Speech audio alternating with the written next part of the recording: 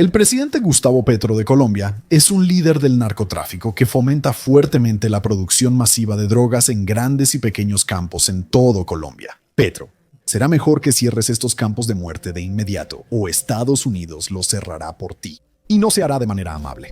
Cuando Trump publicó eso en Truth Social, fue la última escalada en su disputa con el presidente colombiano, que ya llevó a Estados Unidos a revocar la visa de Petro y a Petro a comparar a Trump con Hitler y acusar a Washington de asesinatos. Sin embargo, la disputa va más allá de dos líderes mundiales que no se llevan bien.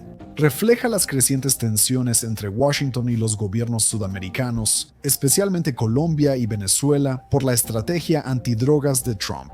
La administración declaró que Estados Unidos está en guerra con los cárteles de la droga, comparándolos con Al-Qaeda, y movilizó recursos militares en el Caribe para interceptar una embarcación sospechosa. Desde septiembre, la Marina atacó 7 embarcaciones y mató al menos a 32 personas, aunque la mayoría de los ataques han sido contra cárteles de droga venezolanos. El más reciente fue contra una embarcación ligada al Ejército de Liberación Nacional, un grupo guerrillero colombiano considerado terrorista por Washington. Washington considera que los ataques han sido un éxito y Trump afirma que cada uno salvó al menos 25,000 vidas estadounidenses. Sin embargo, Colombia y Venezuela ven las cosas de manera diferente. Consideran estos ataques una agresión a su soberanía y, para Venezuela, un intento de cambio de régimen. La creencia creció tras el informe del New York Times sobre Trump autorizando a la CIA a operar encubiertamente en el país. Más allá de Bogotá y Caracas, otros países de América Latina observan las acciones de Washington con creciente preocupación. Un diplomático latinoamericano en Estados Unidos dijo a El País: hay temor sobre quién será el siguiente, pero también confianza en que los países con buena relación con Washington se salvarán, aunque con esta administración nada es seguro. Fin de la cita. Los comentarios del diplomático resumen la preocupación de América Latina ante la retórica agresiva de la administración, que sugiere el retorno a una época donde la intervención de Estados Unidos era común. Una era definida por la doctrina Monroe. La doctrina Monroe, formulada en 1823 por James Monroe, quinto presidente de Estados Unidos, establece que el país no permitirá la intervención de potencias extranjeras en América, considerada su esfera de influencia. Cualquier intento de intervención podría considerarse un acto hostil contra los intereses de Estados Unidos. En el momento en que se desarrolló esta política, Estados Unidos no era una potencia mundial y dejó la aplicación de la doctrina a los británicos, quienes tenían una marina más fuerte y veían esto como un ejemplo de que las políticas estadounidenses y británicas coincidían por casualidad, algo que aprovecharon para imponer su propia política de Pax Britannia.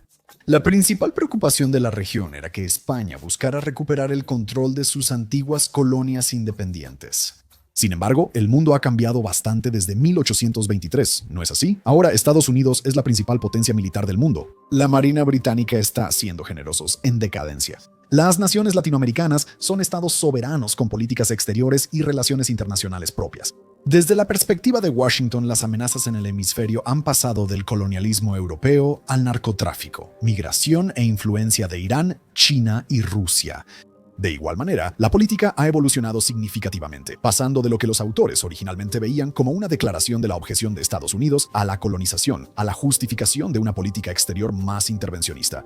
El presidente Teddy Roosevelt causó este cambio. Él agregó el corolario Roosevelt, que declaraba que Estados Unidos podía ejercer poder policial internacional si los países latinoamericanos tenían, y citamos, mala conducta crónica o impotencia que debilitara los lazos de la sociedad civilizada.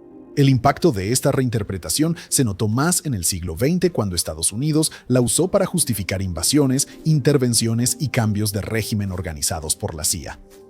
Esto empieza a sonar extrañamente familiar, ¿no es así?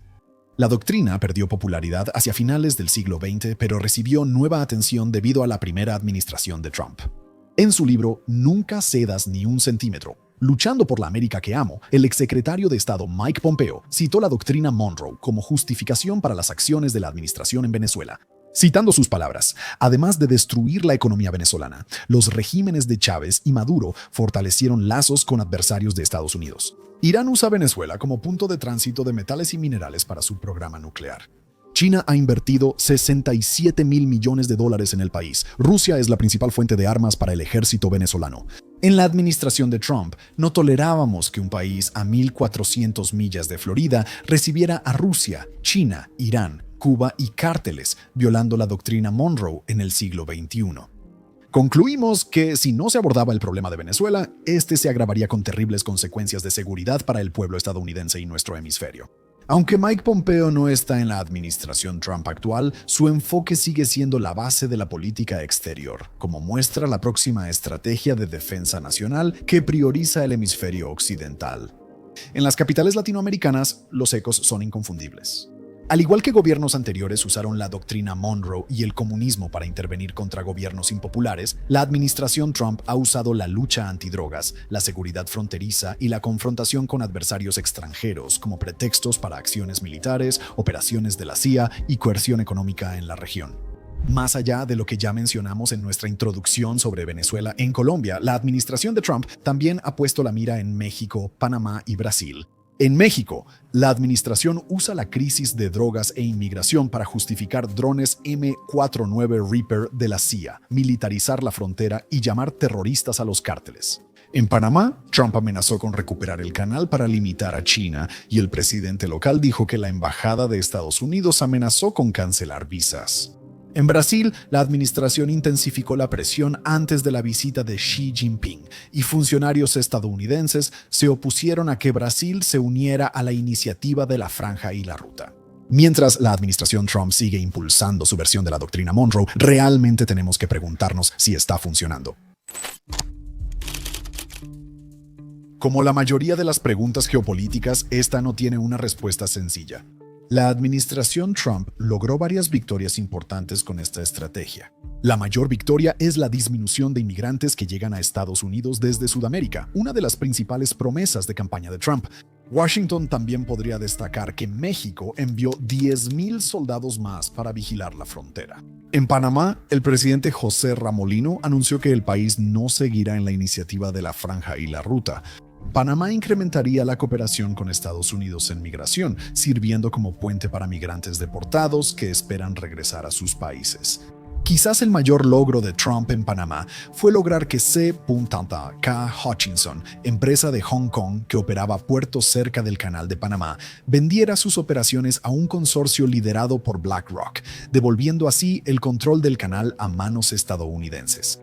Y ese acuerdo hizo que Pekín, en una palabra, se enfureciera. Además, China pierde presencia en otros países de América Latina.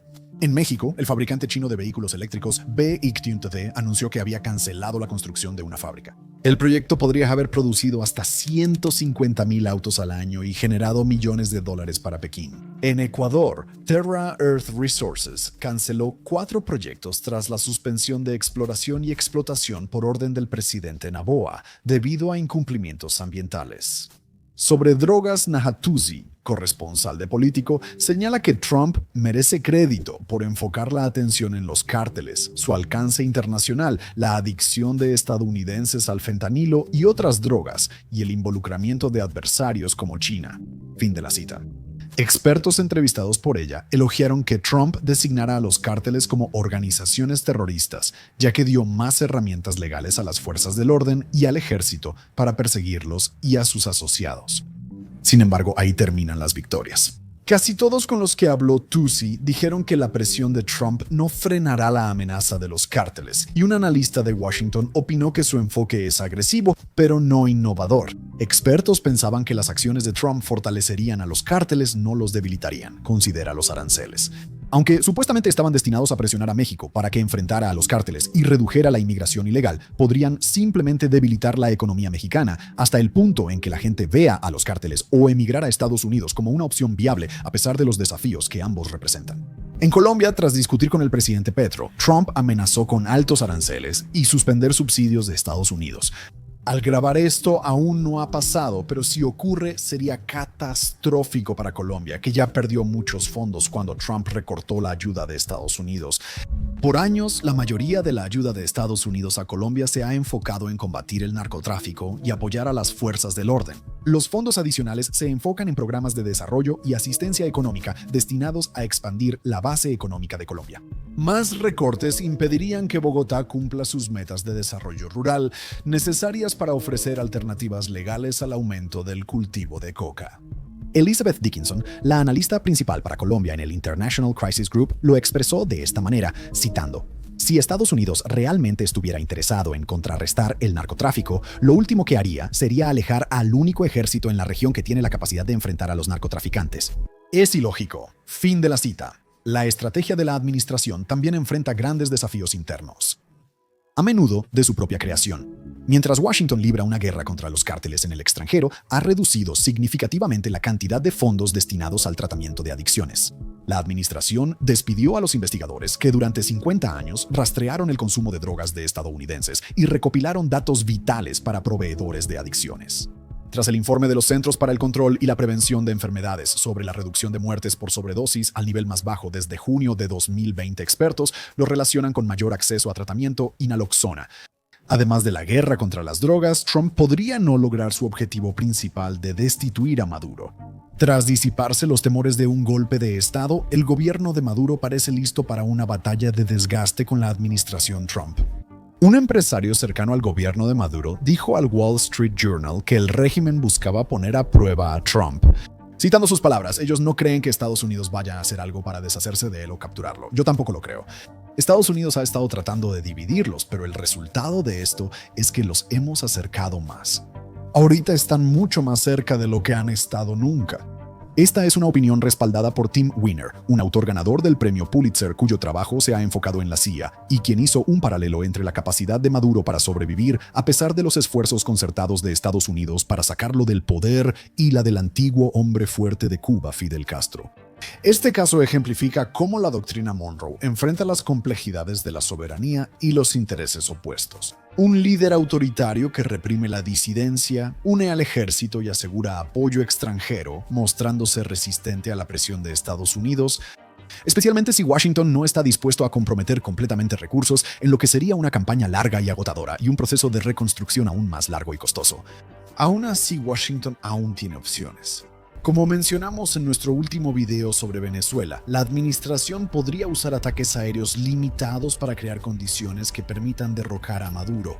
Si esto falla, aún quedan las negociaciones. Al hablar de política exterior, es fácil perderse en teorías como la doctrina Monroe o en debates sobre cómo Maduro resiste los intentos de Washington por destituirlo. Es comprensible. Autores y políticos han pintado la geopolítica como un ajedrez de alto riesgo, donde el destino de las naciones depende de una sola decisión en el momento justo. Por eso, La Diplomática es de las series más vistas en Netflix. La vi anoche. Hemos buscado mostrar el lado humano de la geopolítica, evidenciando que cada decisión impacta no solo a los países, sino también a sus habitantes. Y hoy nos gustaría enfocarnos en el ataque a la embarcación que mencionamos en nuestra introducción, el cual tuvo como objetivo una lancha de 4 personas vinculada al grupo rebelde colombiano Ejército de Liberación Nacional. Por primera vez desde el inicio del ataque, sobrevivieron un ecuatoriano y un colombiano.